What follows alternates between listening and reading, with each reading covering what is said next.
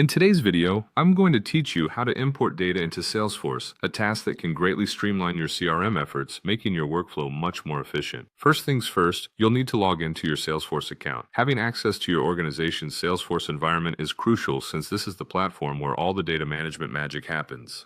Once you're logged in, the next step is to find the app launcher. It's that handy grid icon usually located on the upper left side of your screen. It's your gateway to navigating through various Salesforce apps and utilities. After opening the app launcher, navigate to the Campaigns tab. Here, you'll see all the campaigns that are currently running within your Salesforce instance. Choose the specific campaign you wish to work with by simply opening it. This sets the stage for managing the data related to that particular campaign.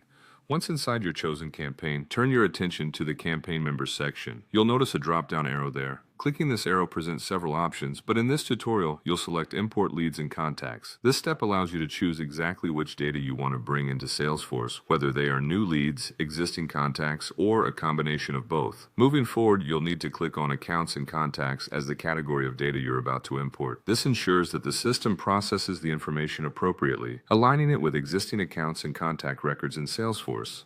Next, you're tasked with selecting the specific action for this import session. Depending on your needs, you can decide whether to add new records, update existing ones, or do both simultaneously. Make sure to think carefully about your options here, as each action has a different impact on your data integrity and Salesforce records. After deciding on the action, look for the Import File option. This is where you'll upload your file. Most often, you'll be working with a CSV file. Click Next once you've uploaded your file, which brings us to a very crucial step, editing the field mapping. Field mapping is essentially matching the columns in your CSV file with the corresponding Salesforce fields. Be diligent here, as accurate field mapping ensures data imports correctly and aligns with your existing database structure. After you're satisfied with your field mappings, click Next. Finally, you're ready to kick off the import process.